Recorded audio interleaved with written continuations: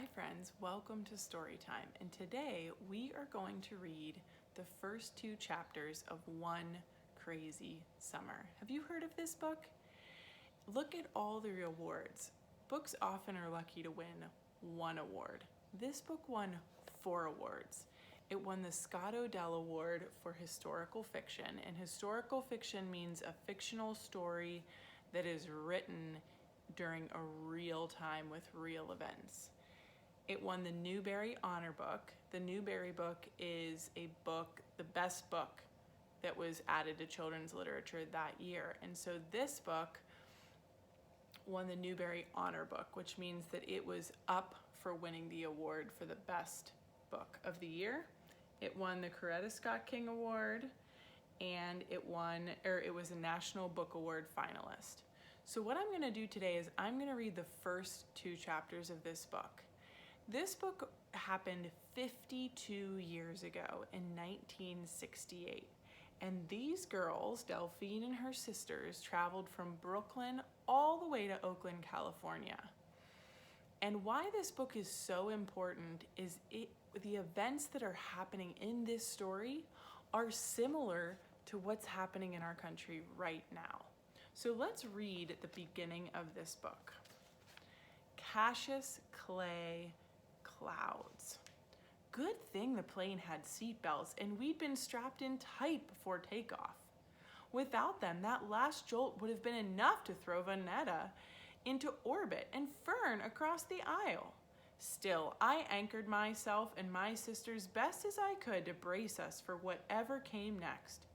Those clouds weren't through with us yet, and dealt another Cassius Clay left and a right jab to the body of our Boeing 727. Do you know who Cassius Clay is? Cassius Clay was a famous boxer. So what she's talking about is the storm clouds in the sky are making their plane jolt so hard it feels like they're in a boxing match. Vonetta shrieked, then stuck her thumb in her mouth. Fern bit down on Miss Pattycake's pink plastic arm. I kept my whimper to myself. It was bad enough my inside squeezed in and stretched out like a monkey grinder's accordion. No need to let anyone know how frightened I was. I took a breath so. When my mouth finally opened, I'd sound like myself and not like some scared rabbit. It's just the clouds bumping, I told my sisters, like they bumped over Detroit and Chicago and Denver. Vonetta pulled her thumb out of her mouth and put her head in her lap. Fern held on to Miss Pattycake. They listened to me. We push our way up in the clouds and clouds get mad and push back. Like you and Fern fighting over red and gold crayons. I didn't know about clouds fighting and pushing for a fact, but I had to tell my sisters something. As long as Vonetta kept her fear to one shriek and Fern kept hers to biting Miss Pattycake, I kept on spinning straw, making everything all right. That's mainly what I do, keep Vonetta and Fern in line. The last thing Pa and Big Ma wanted to hear was how we made a grand Negro spectacle of ourselves 30,000 feet in the air around all these white people. You know how Pa is, I told them. No way he'd put us on a plane if it were dangerous. They halfway believed me. Just as I had that soft plastic arm out of Fern's mouth, those Cassius Clay fighting clouds threw our 727 another jab. Big Ma, that's Pa's mother, still says Cassius Clay. Pa says Muhammad Ali, or just Ali. I slide back and forth from Cassius Clay to Muhammad Ali, whatever picture comes to mind. With Cassius Clay, you hear the clash of fists like the plane getting jabbed and punched. With Muhammad Ali, you see a mighty mountain greater than Everest, and can't no one knock down a mountain. All the way to the airport, Pa had tried to act like he was dropping off 3 sacks of wash at the laundromat. I'd seen through Pa. He's no Vonetta, putting on performances. He has only 1 or 2 faces, nothing hidden, nothing exaggerated. Even though it had been his idea that we fly out to Oakland and see Cecile, Pa never once said how exciting our trip would be. He just said that seeing Cecile was something whose time had come, that it had to be done. Just because he decided it was time for us to see her didn't mean he wanted us to go. My sisters and I stayed up practically all night California dreaming about what seemed like the other side of the world. We saw ourselves riding wild waves on surfboards, picking oranges and apples off fruit trees, filling our autograph books with signatures of movie stars we'd see in soda shops. Even better, we saw ourselves going to Disneyland. Now I'm thinking in my mind, do I think that they're going to get to do all those things? We had watched airplanes lift up and fly off into blue sky. As we neared the airport, every time another airliner flew overhead, leaving a trail of white and gray smoke, Big Ma fanned herself and said, "Jesus, why?" Big Ma had kept quiet long enough. Once inside the terminal, she let it all hang out. She told Pa, "I don't mind saying it, but this isn't right. Coming out to Idlewild and putting these girls on a plane so Cecile can see what she left behind. If she wants to see, let her get on an airplane and fly out to New York." Now I know from the back of the book that Cecile must be the girls' mother. So the girls are going out to California to see their mother, and I'm thinking that Big Ma and Pa are their grandma and grandpa, but we'll have to keep reading to find out. Big Ma doesn't care if President Kennedy's face is on the $50 or if the airport is now officially named after him. She calls the airport by its old name, Idlewild. Don't get me wrong, Big Ma was as mad and sad as anyone when they killed the president. It's change she has no pity on. However, things are stamped in Big Ma's mind is how they will be now and forever. Idlewild will never be JFK. Cassius Clay will never be Muhammad Ali. Cecile will never be anything other than Cecile. I can't say I blame Big Ma for feeling the way she did. I certainly didn't forgive Cecile. When Cecile left, Fern wasn't on the bottle. Vonetta could walk but wanted to be picked up. I was 4 going on 5. Pa wasn't sick, but he wasn't doing well either. That was when Big Ma came up from Alabama to see about us. Even though Big Ma read her scripture daily, she hadn't considered forgiveness where Cecile was concerned. Cecile wasn't what the Bible meant when it spoke of love and forgiveness, only judgment. And believe me, Big Ma had plenty of judgment for Cecile. So even if Cecile showed up on Papa's welcome mat, Big Ma wouldn't swing the front door open. That was why Pa had to put us on an airplane to Oakland. Either Cecile wouldn't come back to Brooklyn or she wasn't welcome. Honestly, I don't think Pa could choose between Big Ma and Cecile even after Cecile left him. And us, even after Cecile proved Big Ma right. How can you send them to Oakland? Oakland's nothing but a boiling pot of trouble cooking all them riots. Pa has a respectful way of ignoring Big Ma. I wanted to smile. He's good at it. A shrill voice had announced the departing flight to Oakland. All 3 of us had butterflies, our first airplane ride way up above Brooklyn, above New York, above the world. Although I could at least keep still, Vonetta and Furs stamped their feet like holy rollers at a revival meeting. Big Ma had grabbed them by the first scruff of fabric she could get a hold of, bent down and told them to act right. There weren't too many of us in the waiting area, and too many of them were staring. I'd taken a quick count out of habit. Vonetta, Fern, and I were the only Negro children. There were 2 soldier boys in green uniforms who didn't look any older than Uncle Darnell. High school cap and gown one day, army boots and basic training 4 days later. 2 teenage girls with afros, maybe they were college students, and one lady dressed like Jackie Kennedy carrying a small oval suitcase. Big Ma had also scouted around the waiting room. I knew she worried that we'd be mistreated in some way and sought out a grown brown face to look out for us. Big Ma turned her nose up at the college girls with afros in favor for the Negro lady in the square sunglasses and snappy suit, toting the equally snappy oval bag. Big Ma made eye contact with her. When we lined up, she told the Negro Jackie Kennedy, "These my grandbabies. You look out for them, you hear?" The snappy Negro lady had been nice enough to smile but hadn't returned the look Big Ma expected, and Big Ma had expected the look Negro people silently pass each other. She'd expected this stranger to say, as if she was a neighbor, "They're as good as my own. I'll make sure they don't misbehave or an embarrassment of the Negro race." A blank movie star smile had been all she passed to Ma. That lady had only been looking out for her plane seat. Pa had already given me a paper with the phone number to our house, which I knew by heart, and the phone number to his job. He had already told me that his job number was for emergencies only and not for "how you doing" chats. Last night, he had also given me an envelope with $200 in $10 and $20 bills to put in my suitcase. Instead, I'd folded the bills and stuffed them in my tennis shoes before we left Herkimer Street.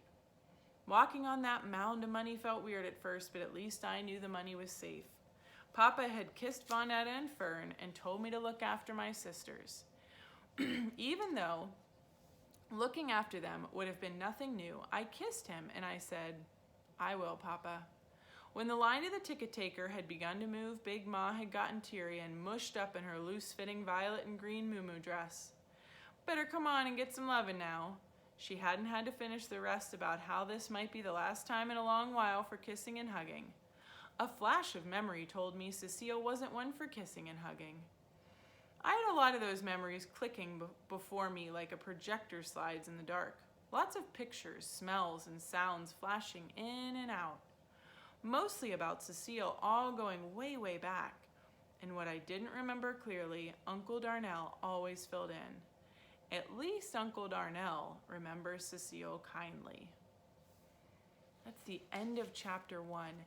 How do you think the girls are feeling as they get on this plane? We have some clues about butterflies and feeling nervous and not knowing what to expect. And from the things that Delphine was saying, I know that it's been a long time since the girls have seen their mother. So I'm sure they're a little anxious in anticipation. All right, we're going to read chapter 2, and then I hope that you're going to get this book and read it this summer because I think it would be a really good book to read. Golden Gate Bridge. Do you know where the Golden Gate Bridge is? It is in San Francisco. I glanced at my Timex. Among the three of us, I was the only one responsible enough to keep and wear a wristwatch. Vonetta let a girl see hers and never got it back. Fern was still learning to tell time, so I kept hers in my drawer until she was ready to wear it. 6.5 hours had passed since we'd hugged Big Ma and kissed Pa at JFK Airport. The clouds had made peace with our Boeing 727. It was safe to breathe. I stretched as far as my legs could go. With these long legs, I'm taken for 12 or 13, even a little older. No one ever guesses 11 going on 12 on their first try. More than my long legs, I'm sure it's my plain face that throws them off. Not plain as in homely plain or even plain. Steady. I'm not 9 or 7 and given to squealing or oohing like Vonetta and Fern. I just let my plain face and plain words speak for me. That way, no one ever says, "Huh?" to me. They know exactly what I mean. We were long gone from thick white clouds, the plane steadily climbing down. The intercom crackled, and the pilot made an announcement about the descent and altitude, and that we would be landing in 10 minutes.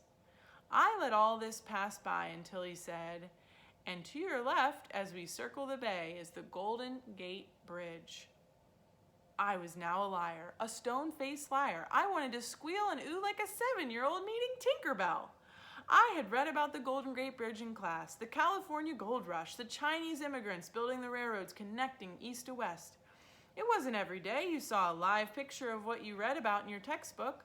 I wanted to look down from above the world and see the Golden Gate Bridge. Being stuck in the middle seat, I was mad at myself. Of the three of us, I was the first to board the 727. Why hadn't I taken the window seat when I'd had my chance? Instead of the squeal, I knew I wouldn't come out of me in the first place. I sighed. No use crying about it now. The truth was, one pout from either Vonetta or Fern, and I would have given up the window seat. This was the only way it could be. Vonetta and Fern on either side of me and in between them. And me in between them. 6.5 hours was too long a time to have Vonetta and Fern strapped side by side picking at each other. We would have been the grand Negro spectacle that Big Ma had scolded us against becoming when we were back in Brooklyn. Still, the Golden Gate Bridge was getting away from me. I figured at least one of us should see it, and that should be the one who read about it in class. Look, Vonetta, look down at the bridge. Vonetta stayed tight in her stubborn curl, her chin in her lap. I'm not looking. I turned to my right and got a mouthful of hair and barrettes. Fern had leaned over from her aisle seat. I want to see, make her switch. To Fern, the Golden Gate Bridge sounded like Sleeping Beauty's castle. She halfway believed in things not true and didn't know where fairy tales ended. No use spoiling it for her. She'd figure things out soon enough. Fern was wiggling out of her seatbelt and climbing on me to get a glimpse. This was how it was at home. Why should 1,000 feet up in the air make any difference? Sit back, Fern, I said in my plain, firm voice. We're getting ready to land. She pouted but sat back down. I tightened her seatbelt. Vonetta's face stayed in her lap. This was just pitiful. Go look down, Vonetta, I said, before you miss it. Vonetta refused to pry her chin from her lap. She stuck her thumb back in her mouth and closed her eyes. I wasn't worried about Vonetta. Once we got on the ground, she'd be her showy self again, and this fraidy cat episode would be long faded. As we continued to circle the bay above the Golden Gate Bridge, I felt like I was being teased for the simple act of wanting. Each time the plane curved around, I knew in my heart it would be the last time, and the bridge was singing, na na na na na, you can't see me. Now I had to see the bridge. How many times would I be this high up and have a sight as spectacular as the Golden Gate Bridge right beneath me? I loosened my seatbelt, lifted myself, and leaned over Vonetta's head and shoulders to get a look out of the oval window.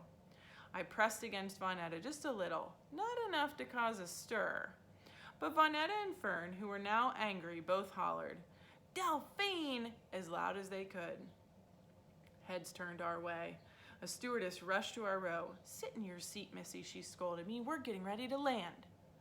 Even though there were only 8 Negroes on board, counting my sisters and me, I had managed to disgrace the entire Negro race.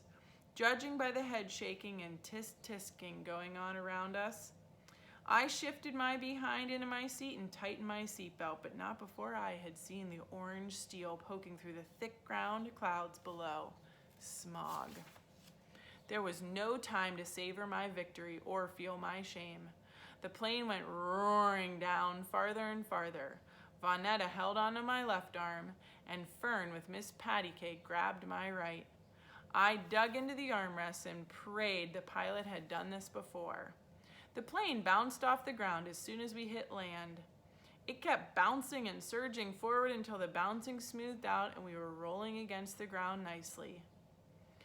I took a deep breath so I'd sound like myself when I started telling Vonetta and Fern what to do. The main thing was we were on the ground. We were in Oakland. So if you want a really good summer read, I highly recommend One Crazy Summer. And you can actually look up on YouTube, or I'm going to put the link below this video, of Rita Williams Garcia talking about this book. She has a lot to say about how cool this book is. And I think it's really fun to hear authors talking about their books. So I'm going to put the link to her video below this book. And I really hope that you get this book for your summer reading. So until I see you next time, happy reading.